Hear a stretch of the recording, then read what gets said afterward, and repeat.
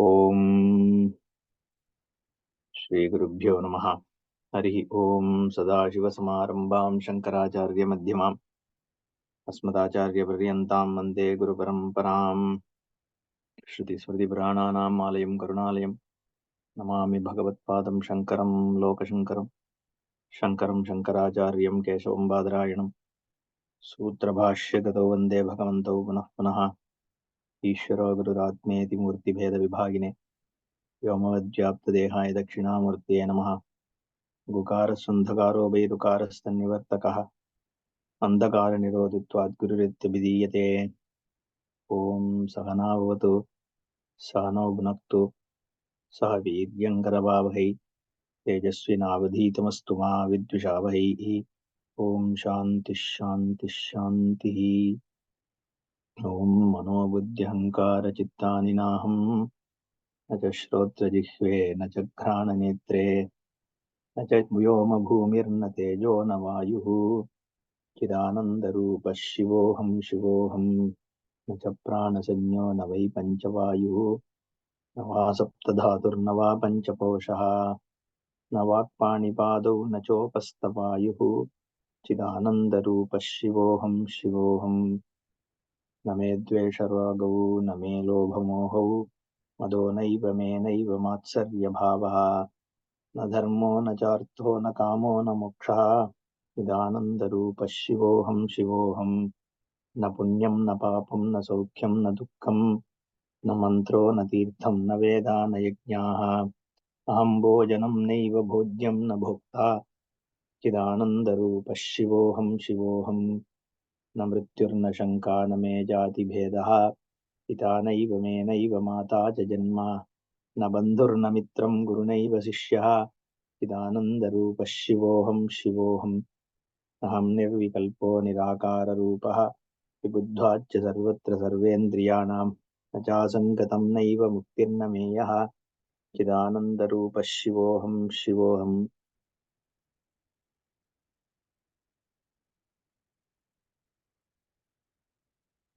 When we look at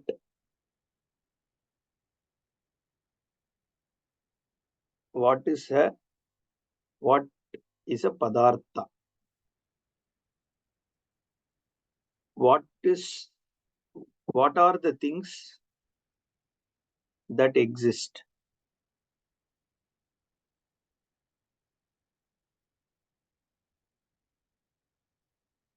While different schools will say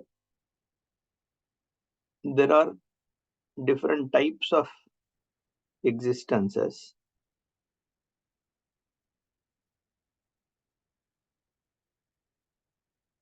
the Vedanta actually clubs them and then tells you that there are dvauhi padarthau. There are only two things in the entire world. If you were to cover the whole world by two words, it's aham and idam. I and everything that is non-I. Between these two words, my whole world of experience is covered. So Shastra says that this is I, and then there is this non-I. And the non-I is my world of experience or field of experience. And I is the experiencer. What is the truth of the experience and the experiencer? This is the whole analysis. So, is the world or field of experience yet an independent existence, or does it have a dependence on the experiencer? Okay, that is how the vichara is typically there. Vichara means analysis. But the analysis has to be done along with the Shruti Vakya, or Shruti means Veda Vakya. The analysis is not done without keeping Shruti in purview. That is why Adi Shankaracharya says, Shruti matas tarko nusandhiyatam. Why Shruti? Okay, we have to look at it.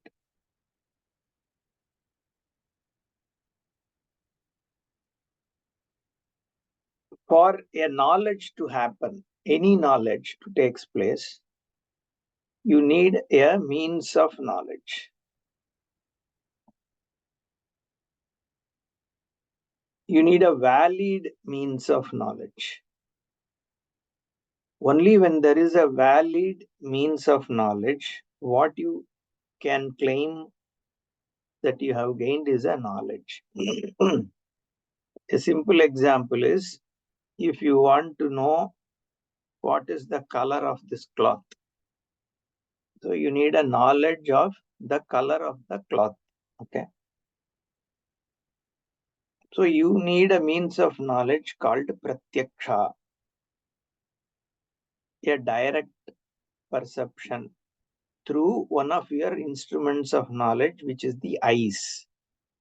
Your eyes are needed and they should be not faulty. You should use your eyes and then look at this cloth, and then you have to say that it is yellowish.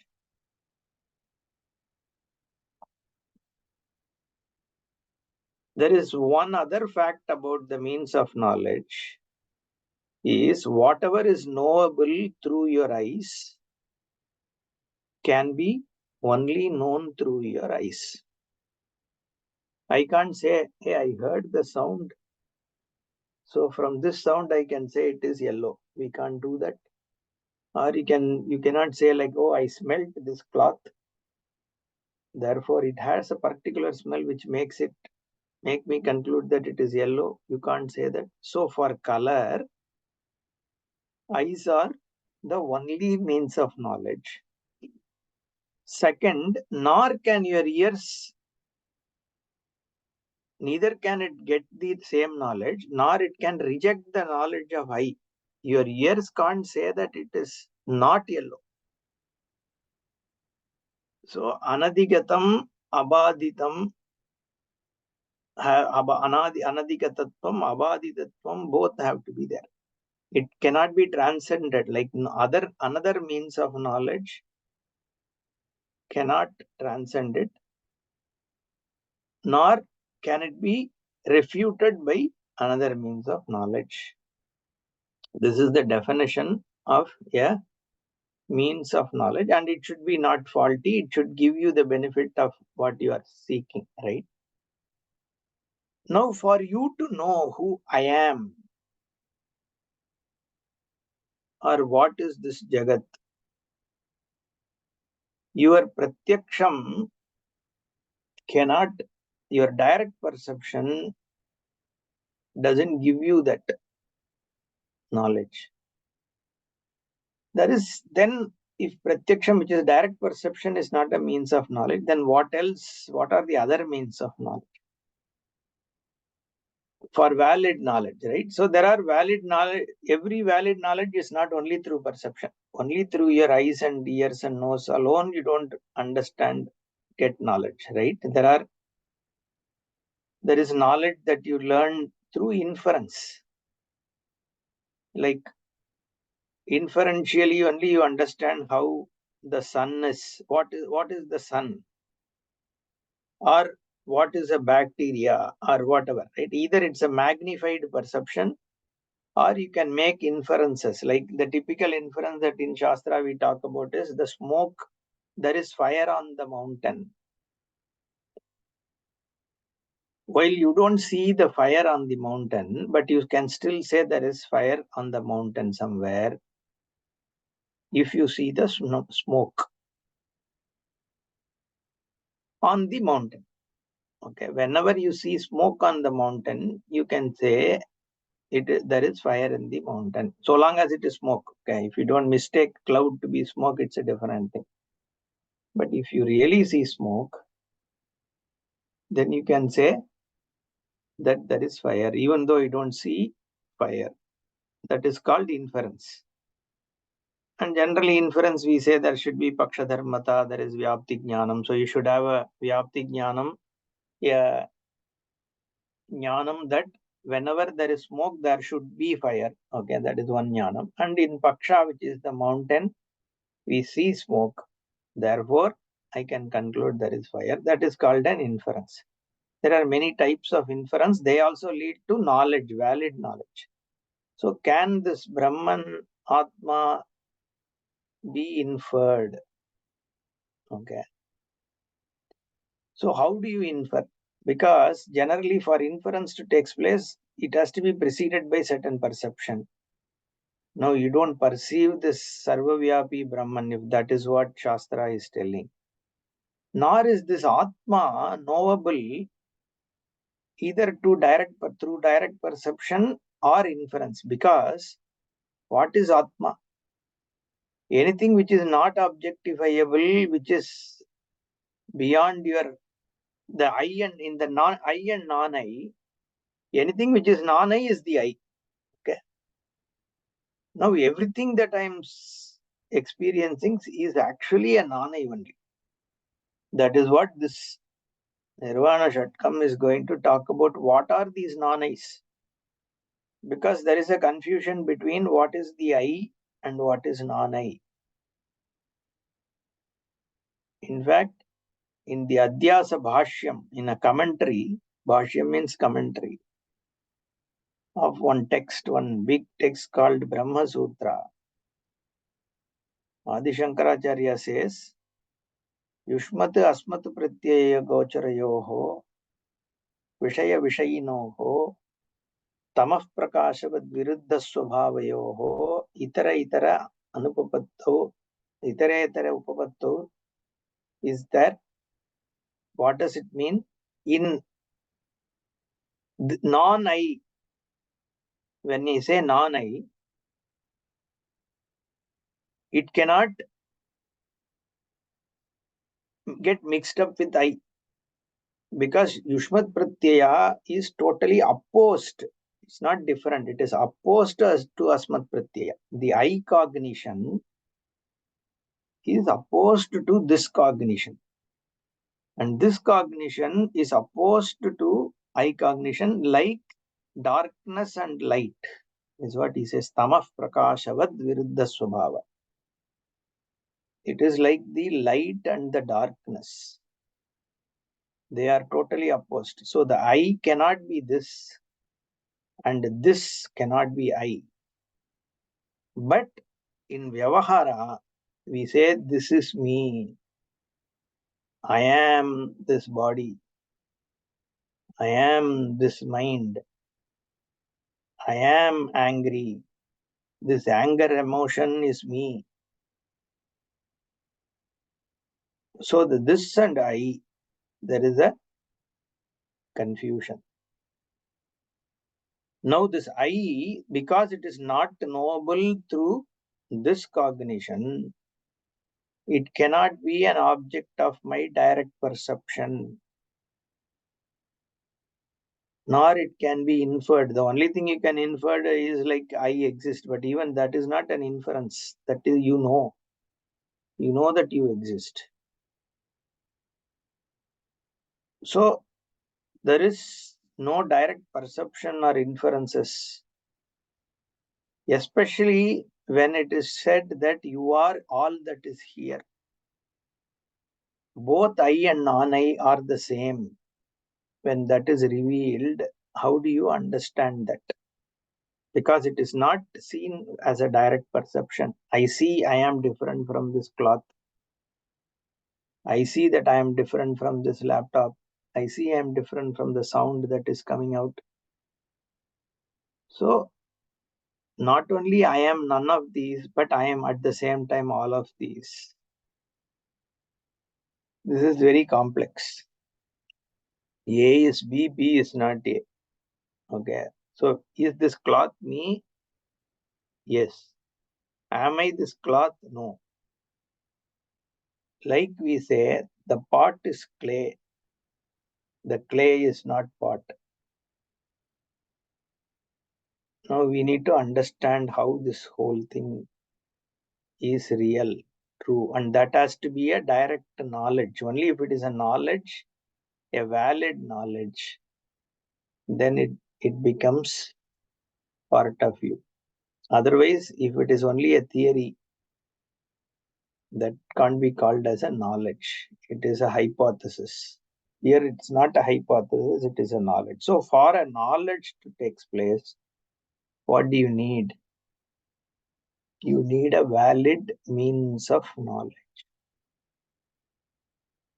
And that valid knowledge in this case has to be an independent means of knowledge because it is about you. It should be like a mirror which shows your face. The only way to know how you look is to look at a reflecting medium or a video. Okay, but if video is a recorded thing, right? Some reflecting thing has to be there for you to see your face. Similarly, the Shastra is like a mirror. Arpanavati. The Vichara, therefore, has to be done keeping the Shastric words in purview. And this Vichara has to be not by myself, but through a Guru.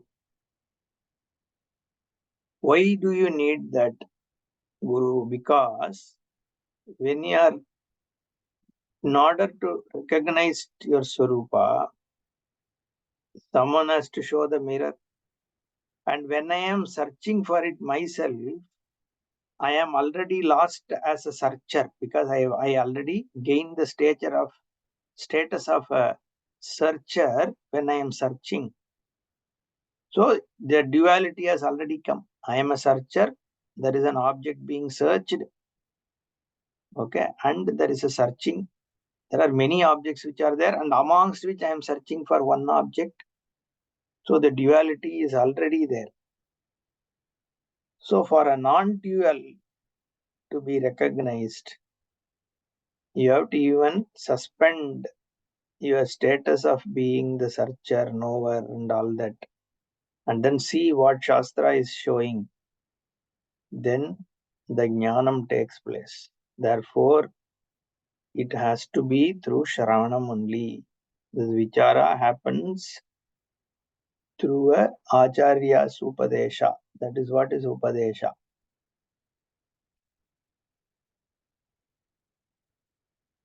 This is how this whole thing is.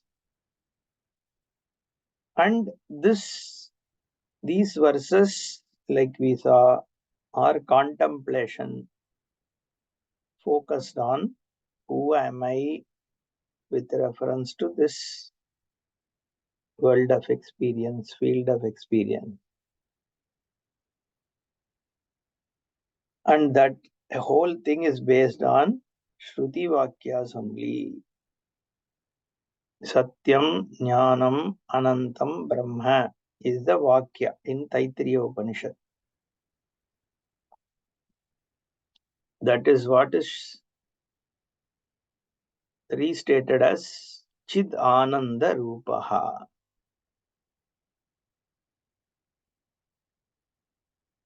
I am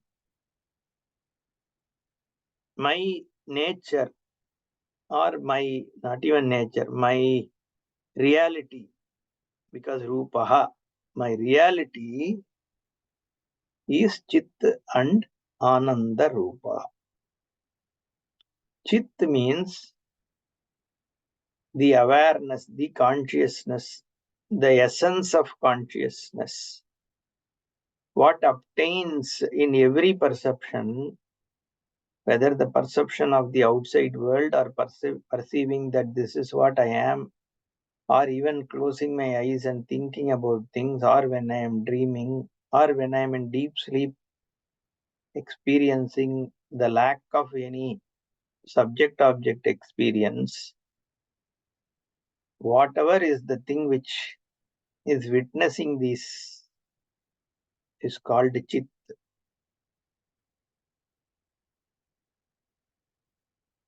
And Ananda stands for Ananta. There is nothing other than it. It is, okay. If you say there is one thing which pervades all that is here, then you can think of what? Space. Okay. Now, what pervades space also and things within that space is Brahman. If I tell you, immediately your mind will think about an object, inert object like an atom or something which is like microscopic, which is existing in each one of this as a continuum. But to negate that objectified things being inert, the word is used, it is not just Anantam, but it is Chit. It is an aware consciousness which pervades. Now you will think aware consciousness pervades. That means, are you saying in this cloth there is consciousness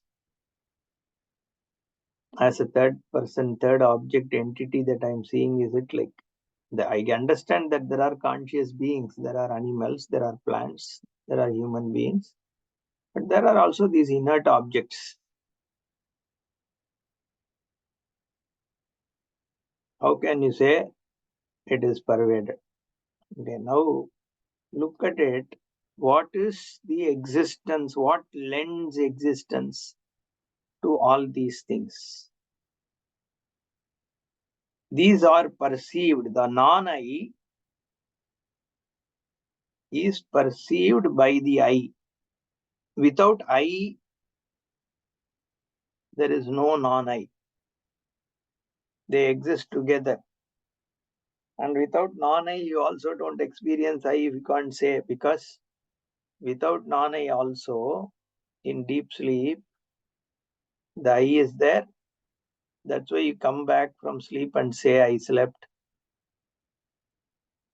But when there is non-I, then also I is there. In every non-I, the I pervades. We'll come to that little later. Okay. Now, this is Chidananda Rupaha. And that Chidananda Rupaha is, when I say it is Chit, awareness, it cannot be a discognition. There is never an objectified. Suppose I tell some words, see if what meaning, what object comes to your mind. When I say a word, some object will come to your mind. Book, something comes, right? Chair, table, heat, anger, consciousness, plant, tree, mountain, consciousness, man, woman, red,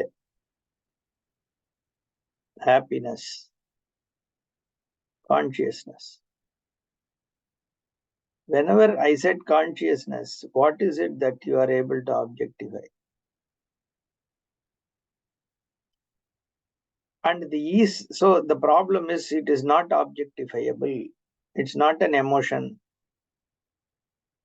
It is, but this I, the consciousness, that is the chit, is a non-objectifiable. Therefore, it is I. Aham, Shivaha Aham. And it is the grace, it is the blessing, it is the Mangala Swarupa. Shivaha means that which liberates, that which is beyond the samsara. It is abhayam. In Taittiriya Upanishad, in Mandukya Upanishad, it clearly says abhayam, the one which is the refuge in which you fall back. That is the one on which the whole world is sustained, is Shivaha, which is the grace, which is the auspiciousness. That is nothing but my own Swarupa. That is Chidananda Rupaha. Aham Shivaha, Aham Shivaha.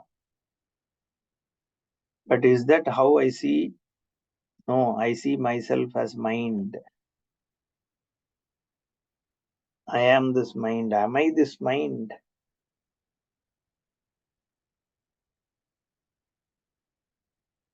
I confuse myself to be the mind, buddhi, ahankara, chitta.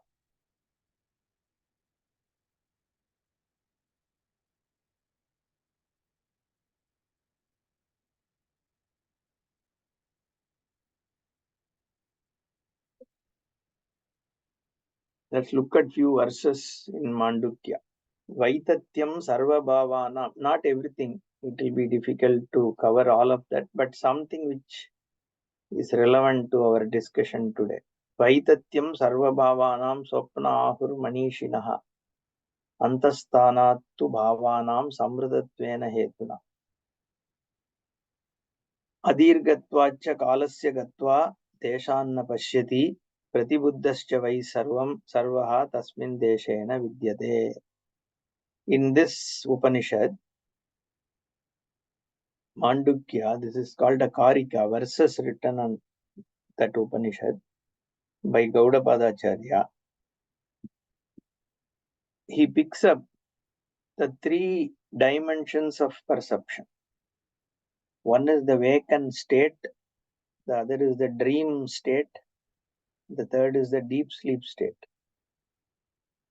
So he first picks up the dream.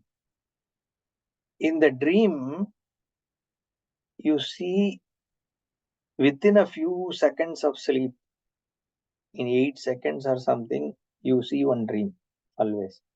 But in the dream, the time is different from these 8 seconds. You come out, you just slept for less than 2 minutes, but you would have, when you wake up, you will see that you have seen a long dream. So the scale of time in dream is different from the scale of waken. Also within dream, you can go within a few seconds, you will go from here to Germany. Whereas physically you can't do that within that time. So even though you experience certain things, but whatever is experienced there is only true within that realm of experience, which is the dream. It doesn't apply in the vacant state. Therefore, you can conclude whatever is seen is only true to the extent of that state of experience. That's all. It is not an ultimate truth. And the conclusion he makes is the seer is true there. And it is the same seer who is there in waken, who is there in dream, who is there in deep sleep. But what is seen has no reality because it is seen. For it to be seen, the seer's existence is important. So, the conclusion is yadyad drishtam tattat anritam. Swapna jagarita sthanehi ekamahur manishinaha vedanam hi samatvena prasiddhena iva hetuna. So in waken also you have the seen. Can they be real or are they unreal? And if they are unreal, then what are they dependent on? What do you mean by unreal? Is generally the question. So it is Swapna Vrittau अपि तु अन्तः चेतसा कल्पितं तु असत् बहिश्चेतो गृहीतं सत् दृष्टं वैतत्यमेतयोः जागृद्वृत्तौ अपि तु अन्तः चेतसा कल्पितं तु असत् बहिश्चेतो गृहीतं यति युक्तं वैतत्यमेतयोः. In waken also, just like in swapna, in the dream, okay, there is in dream, let's say there is an you have certain things which you experience in dream, and inside the dream also you have a thought process. For example, in your dream there is a big elephant running towards you. Suppose you are seeing a dream, and within the dream also you are afraid. Oh, that elephant is going to come and hit me. And you even think, oh, should I just move this side or that side so that the elephant doesn't hit me? All these things are happening. It's just similar to the vacant state. So there are things of perception. There are also mental activities. There is everything which is similar to the vacant but happens in the dream. They are all that reality of dream is spun just in your mind, and the content of that experience is nothing but you.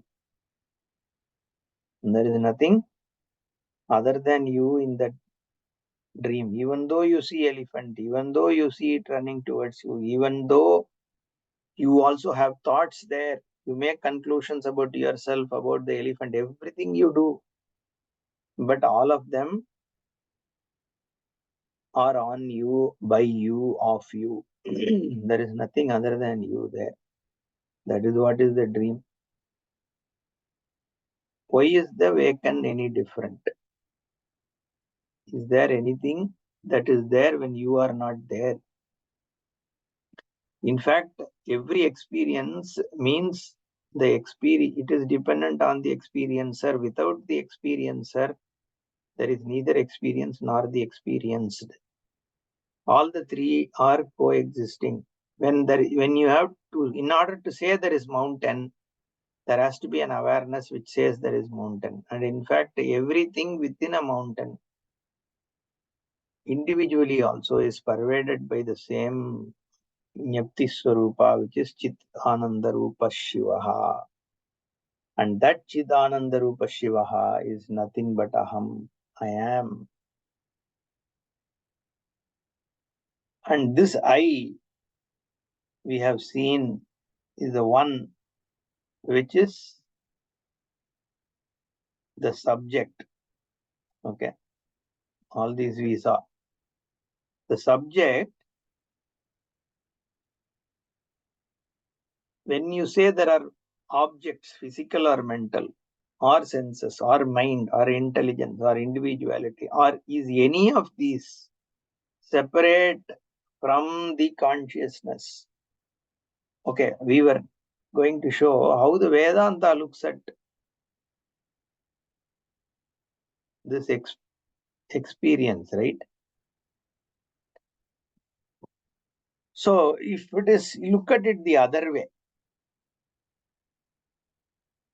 Earlier we saw the light reflects on object and it gets through your retina and then corona, whatever, right?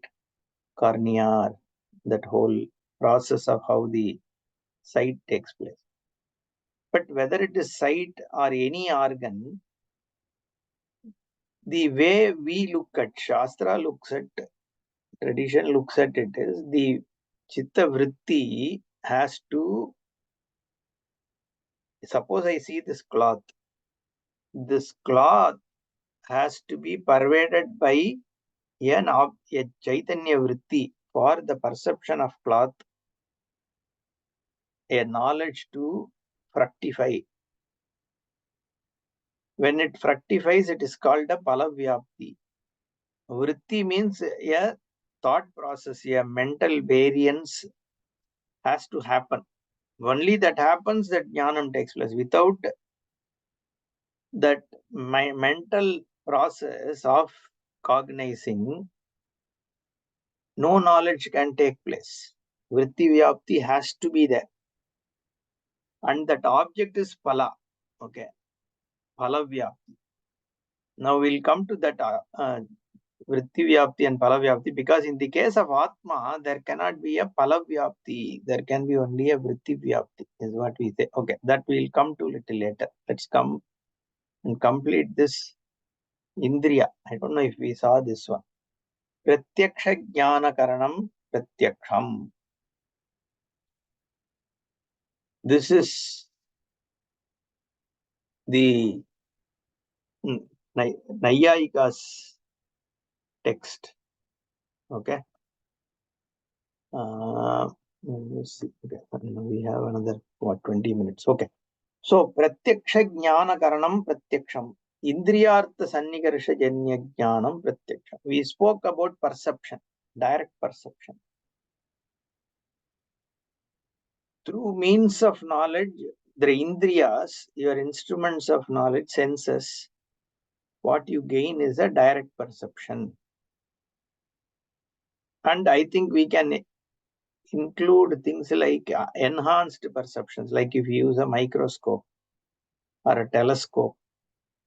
All these are also perception only, direct only. So it's Indriyartha. In those days, they didn't probably have those. So he just said Indriyartha. But even then, even if you use a telescope or microscope, still you have to use your eyes only to get the jnanam. No? So therefore, Indriyartha sannikarsha janyam jnanam pratyaksham tadvividam nirvikalpakam savikalpakam. These are means of knowledge. So instruments through which you gain this knowledge. Nishprakarakam jnanam nirvikalpakam. Yada idam kinchite. This cloth is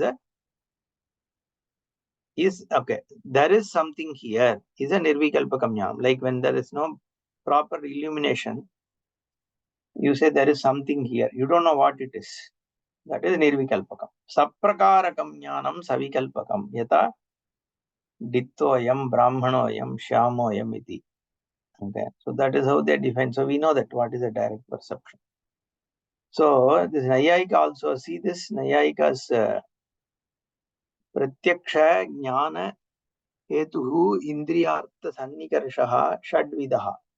There are 6 types of direct knowledge, perception. Samyoga, samyukta, samavaya, samyukta samaveta, samavaya, samavaya, samavaya, samaveta samavaya, visheshana visheshya bhavaha iti. He classifies it. So together, then there is the subject object. Then he talks about where there is the connectors. Okay, samavaya means what is for them. The clay and pot are connected through a sambandha called samavaya.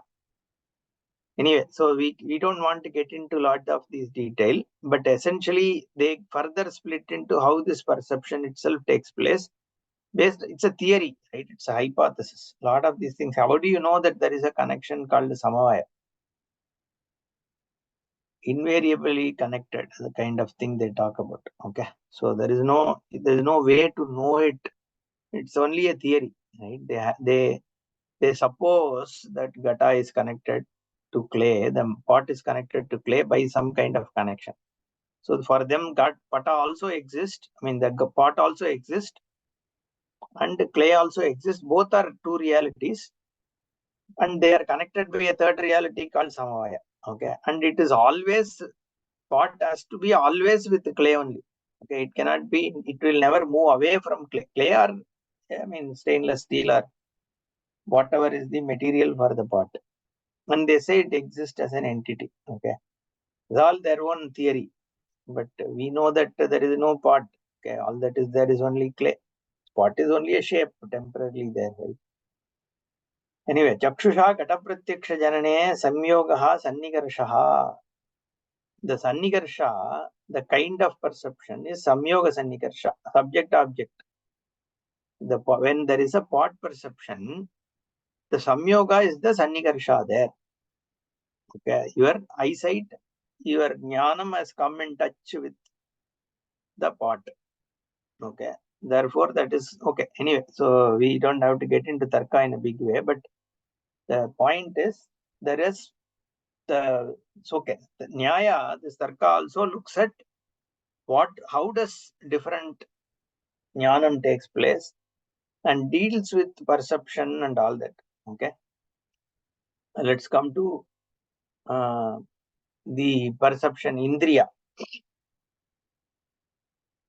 So this I took from net only. So he talks about this Mano Buddhi Ahankara Chittani. Okay, because we are talking about them, let's look at this. So there are 10 senses. Okay. So Jnanendriya, Karmendriya. There are 5 Jnanendriyas, 5 Karmendriya. Jnanendriya are the senses of perception. Like smell, taste, seeing, touching and hearing. And then there are 5 Karmendriyas, which is the internal this thing, right? So exporter, I don't know what they mean by that. Okay. Eliminating, reproducing, moving, grasping, speaking. Okay. So your talking, your hands, your legs, your genitals, these are considered the karmendriyas. Okay.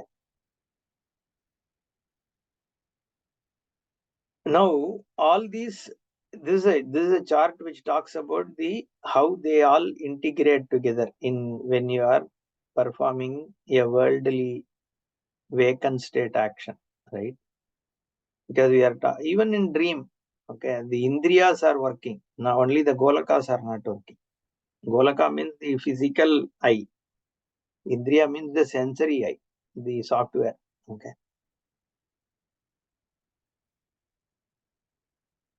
So what is the relationship between buddhi, chitta, ahankara and manas? That is what this chart is representing. The indriyas are directed by manas. Okay. But manas also is influenced by your chitta based on your samskara, your memory. There is always a colored perception of the world. Okay. For example, a same person, let's take Kamala Hassan. Okay. The same Kamala Hassan evokes different kind of perception to different people. Somebody gets angry looking at him, somebody gets happy looking at him, someone gets a wonder looking at him, right? Why? It's not that object Kamala Hassan which is the cause of it. It is your own chitta. That person is that person.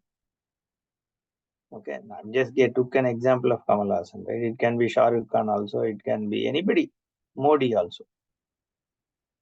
And same holds for even objects, right? Physical objects which are there, like a dosa. Suppose there is dosa in front of you.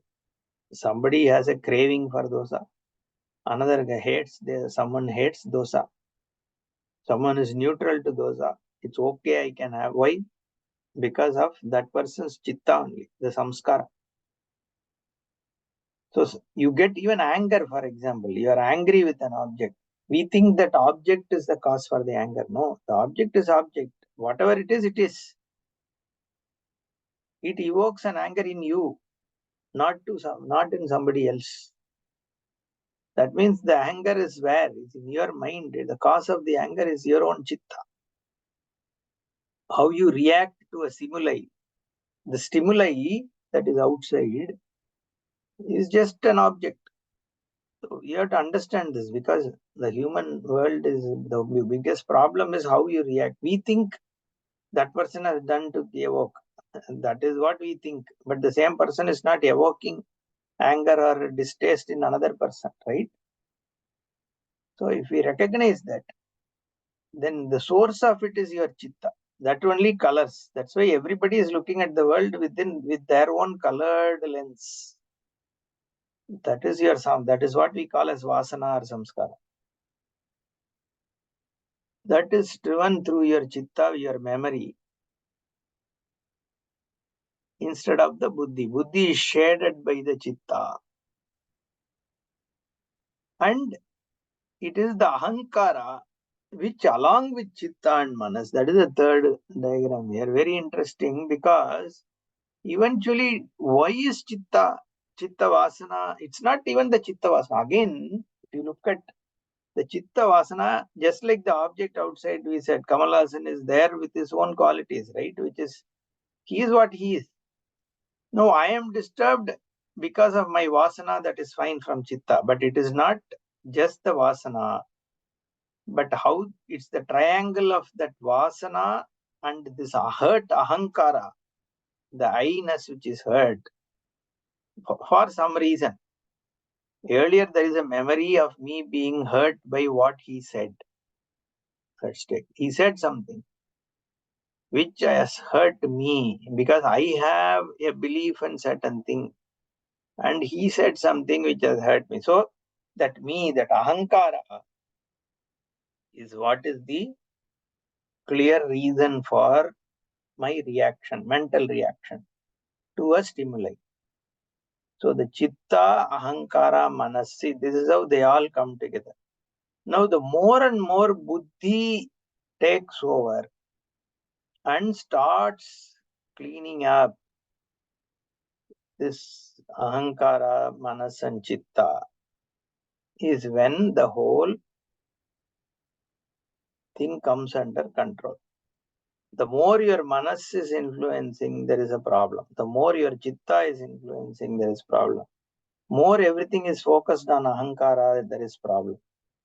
But when buddhi has more say, then there is a reasonable control. And how can buddhi, we find that more than buddhi, it is manas and chitta and ahankara which seem to control me. Because human being is an emotional animal.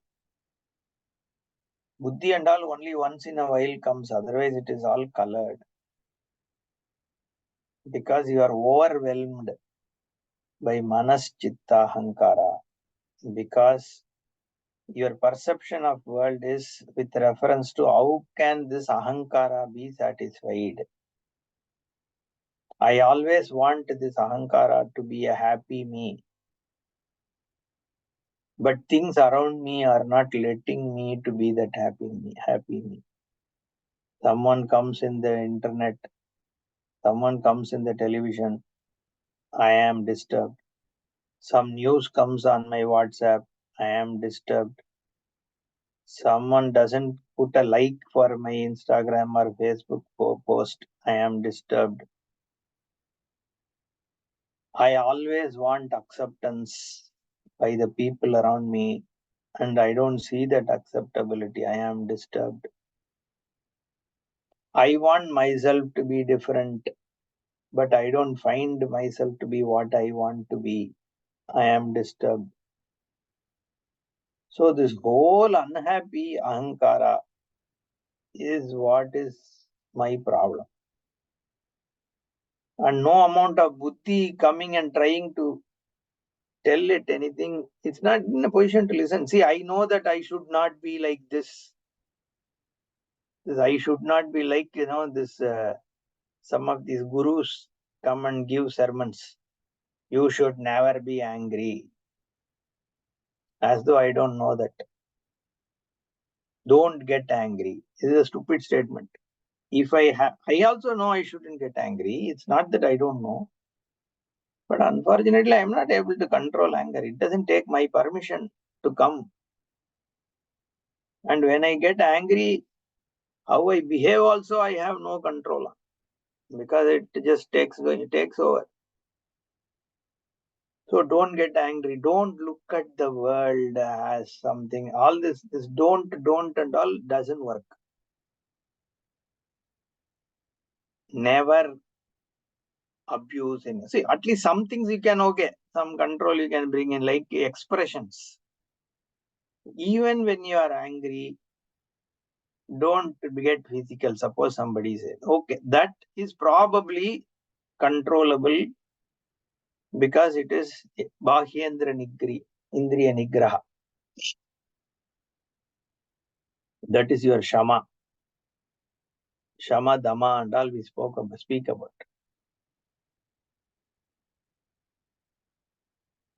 Now, so how can Buddhi be in charge rather than Manas and Ahankara? That is where Vedanta comes in. Okay. The only way, see, some amount psychology can help, but that also only little bit it can, because it doesn't address the core problem. The core problem is centered on ahankara, the I. The unhappy limited I is the problem. It is unhappy I, the limited I wants to be always happy and finds itself not being happy. And it tries to cut corners to find itself to be happy, and adds to more guilt and hurt, and gets very complex I. And that leads to problems after problems. So unless you address the who am I and frees that I from this limited ahankara, there is no solution to this.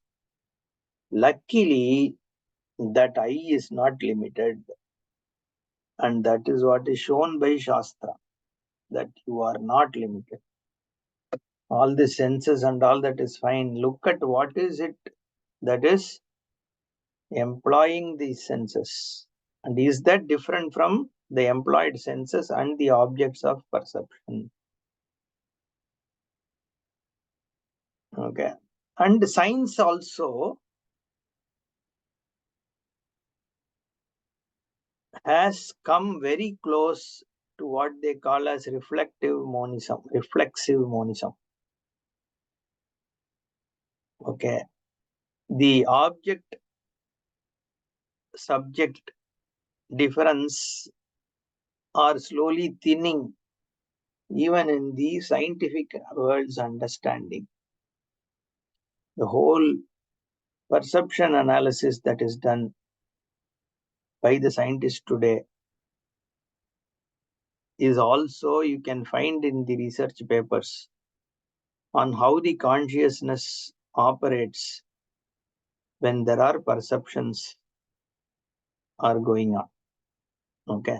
So, I mean, there is a fair amount of concurrence already. But Shastra is very clear.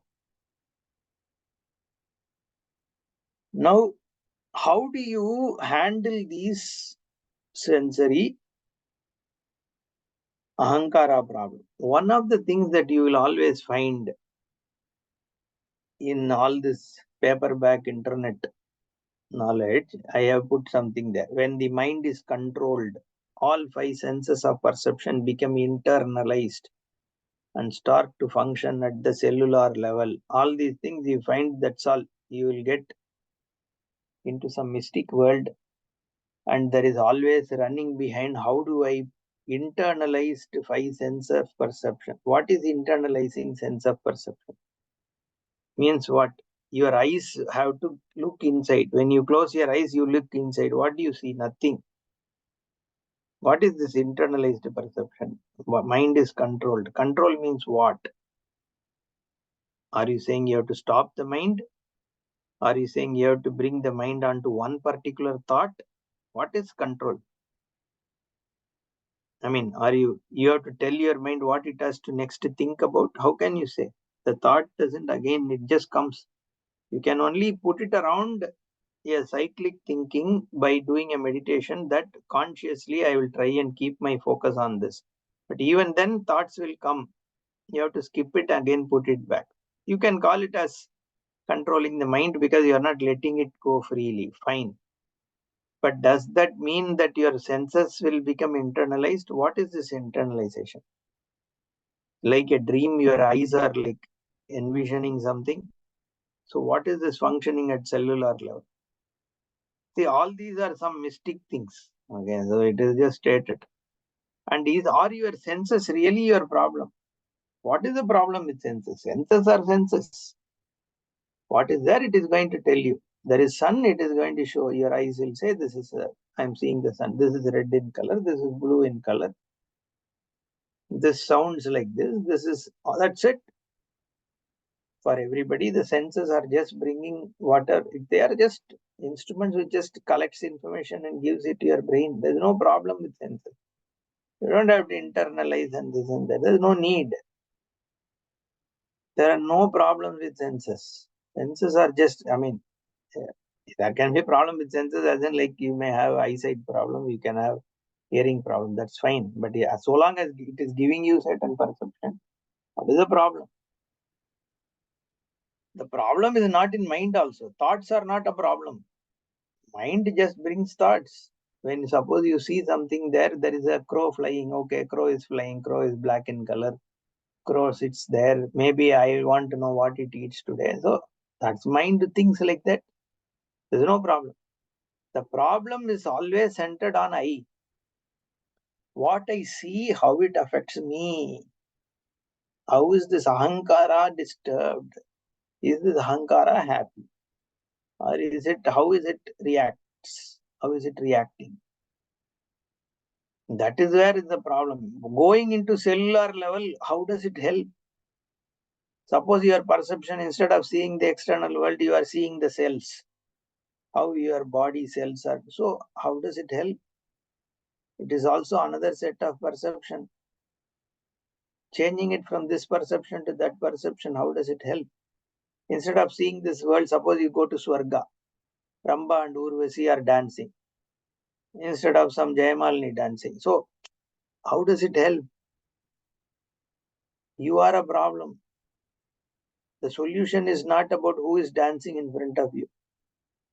Anybody can dance, right? So the focus is elsewhere. The whole mysticism of spirituality, Atman, transcending the limitations of physical body. What is transcending limitations of physical body? So you're going to float in the space, and by again, is it only the physical body limitation you are worried about? What is the problem with physical body? It's okay, it is there. So long as it is healthy, it is fine. And why should I transcend? Can I be happy being in the physical body is the pursuit. See, all these, this is where our mystic experience, expectations from all this shlokas, we have to really come out of it.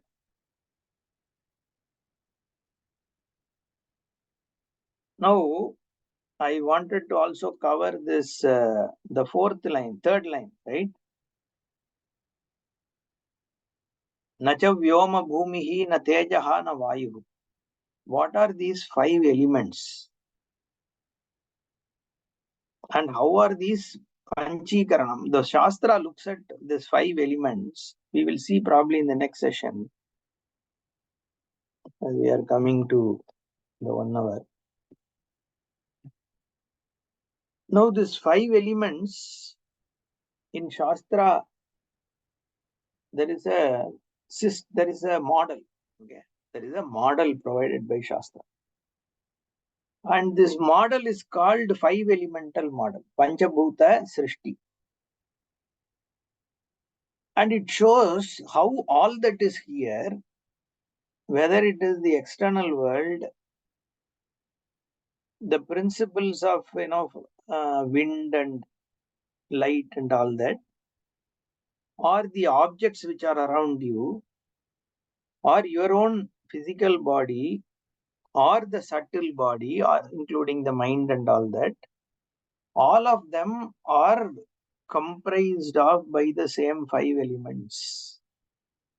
So there is a very interesting model where it shows these five elements and their attributes. You can see them as the core principles in all that is there. And the five elements are the effects, karya of the same Brahman. Therefore, all that is here is Brahman. This is one model, a model by which a certain reality is revealed. That all that is here is Brahman.